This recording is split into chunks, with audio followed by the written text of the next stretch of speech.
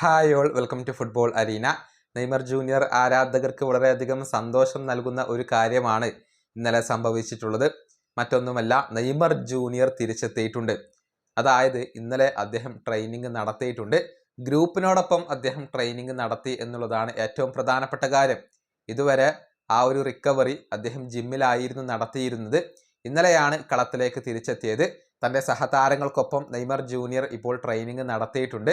അത് ആരാധകരെ സംബന്ധിച്ചിടത്തോളം സന്തോഷം നൽകുന്ന ഒരു കാര്യമാണ്. നെയ്മർ ജൂനിയർ ഇപ്പോൾ കളിക്കളത്തിലേക്ക് തിരിച്ചെത്തിയിരിക്കുന്നു.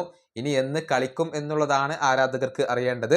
വരുന്ന ഞായറാഴ്ച രാത്രി ഒരു മത്സരം ഫോർട്ടലൈസക്കെതിരെ സാന്റോസ് കളിക്കുന്നുണ്ട്. അതിൽ നെയ്മർ ഉണ്ടാവില്ല. പിന്നീട് നവംബർ 7-ാം തീയതി പാൽമറാസിനെതിരെ സാന്റോസ് ഒരു മത്സരം കളിക്കുന്നുണ്ട്. പക്ഷേ അത് ആർട്ടിഫിഷ്യൽ ടർഫിലാണ്. പരിക്കേൽക്കാനുള്ള സാധ്യത കൂടുതലാണ്. അതുകൊണ്ട് തന്നെ നെയ്മർ ജൂനിയർ ആ മത്സരത്തിലും കളിക്കില്ല. പിന്നീട് നവംബർ 10-ാം തീയതി പുലർച്ചെ ഫ്ലമംഗോക്കെതിരെ ഒരു മത്സരം സാന്റോസ് കളിക്കുന്നുണ്ട്. ആ മത്സരത്തിലാണ് നെയ്മർ ജൂനിയർ കളിക്കളത്തിലേക്ക് തിരിച്ചെത്തുക എന്നാണ് റിപ്പോർട്ടുകൾ ചൂണ്ടിക്കാണിക്കുന്നത്. ഏതായാലും ഗ്രൂപ്പിനോടൊപ്പം നെയ്മർ ഇപ്പോൾ ട്രെയിനിങ് ആരംഭിച്ചിട്ടുണ്ട്. അത് തീർച്ചയായും പോസിറ്റീവായ ഒരു കാര്യമാണ്. വരുന്ന 3-ാം തീയതിയാണ് ആഞ്ചലോട്ടി ബ്രസീലിൻ്റെ സ്ക്വാഡ് പ്രഖ്യാപിക്കുക. പക്ഷേ ആഞ്ചലോട്ടി അദ്ദേഹത്തെ ഉൾപ്പെടുത്താനുള്ള സാധ്യത കുറവാണ് എന്നാണ് പൊതുവെയുള്ള ഒരു വിലയിരുത്തൽ. ഈ വീഡിയോ അവസാനിപ്പിക്കുന്നു. അടുത്തൊരു വീഡിയോയിൽ വീണ്ടും കാണാം.